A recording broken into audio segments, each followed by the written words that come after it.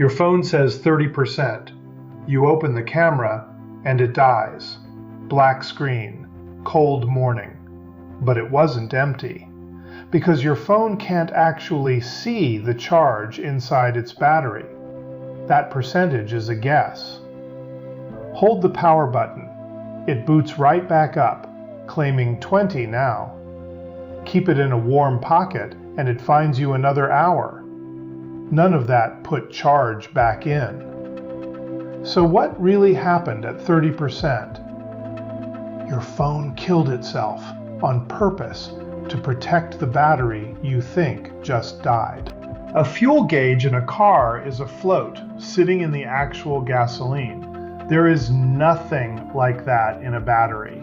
No window, no float, no sensor anywhere that can look at charge sitting in chemistry.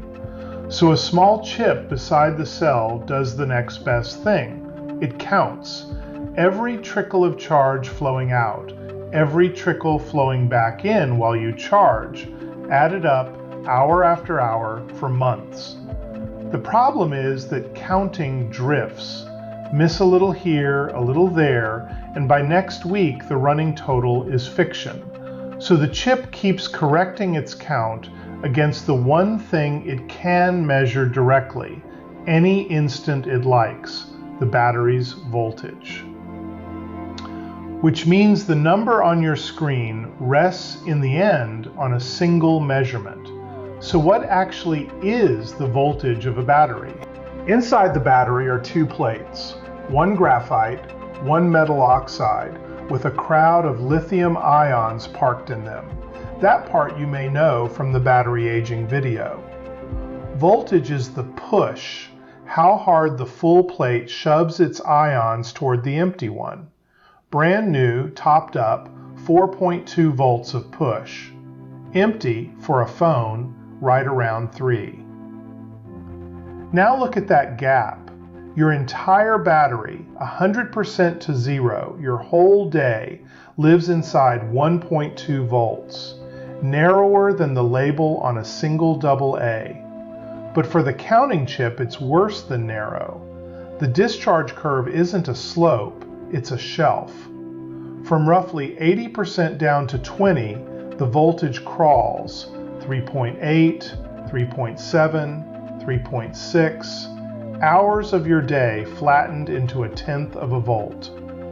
Down on that shelf, voltage can barely tell 30% from 50. And voltage has one more habit, the one this whole story turns on. It doesn't hold still. A battery at rest and a battery under load show two different voltages. The instant you demand current, the voltage dips. Demand a lot, it dips a lot.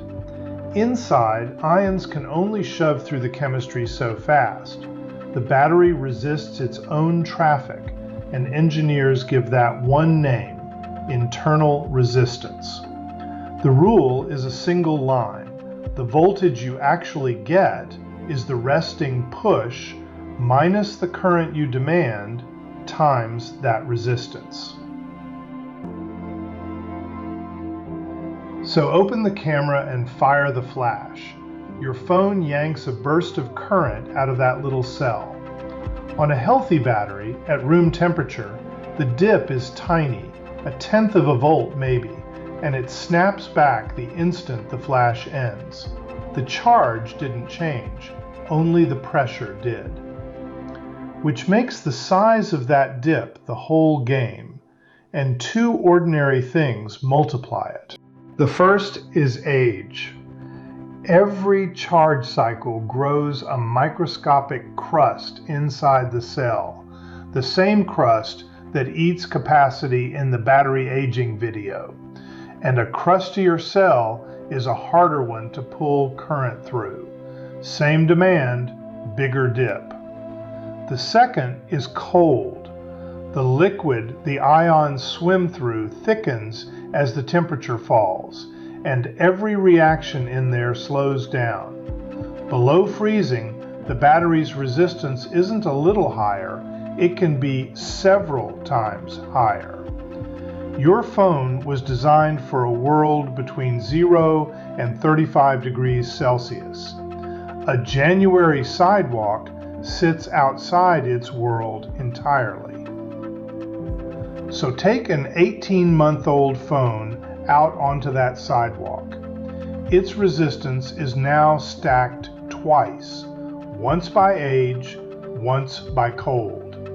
Open the camera again, and this time watch the numbers.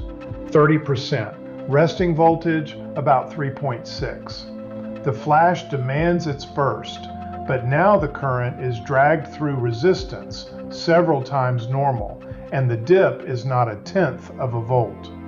The voltage plunges toward 3, and 3 volts is a cliff edge. Below it, the phone's own electronics stop being trustworthy.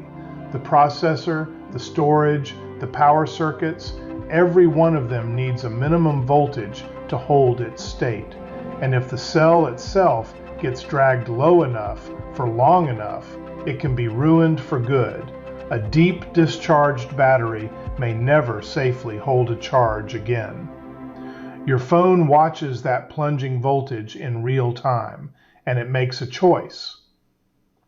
Rather than let one camera flash corrupt its storage or wound the cell, it cuts the power, all of it, mid-tap. The shutdown isn't a failure, it's a decision. Your phone would rather be dead for an afternoon than damaged for good. Everything strange about that morning now has a reason.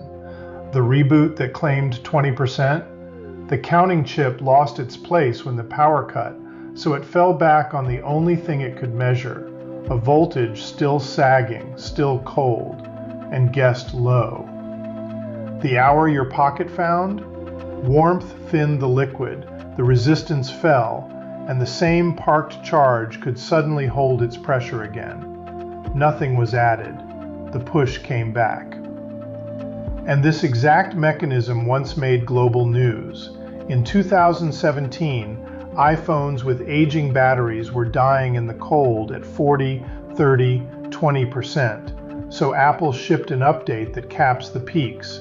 When the battery's resistance looks high, the processor is simply never allowed to demand a spike the voltage can't survive.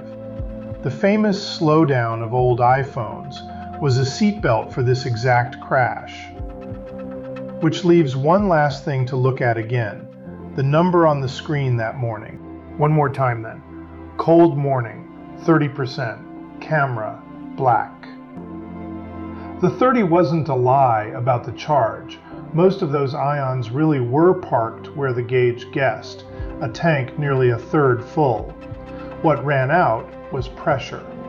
One demand spike pulled through a resistance grown by 18 months and dropped by 10 degrees, sagged the voltage past the floor. And your phone chose a blackout it could recover from over damage it couldn't. The charge was there, the push wasn't. In the half second before the screen went dark, your phone did the arithmetic you've just learned and saved itself. Everything you just figured out rests on something deeper, and that's the next video, so start there. Would you rather understand your computer than just use it? Then subscribe, and I'll see you next time, further down the stack.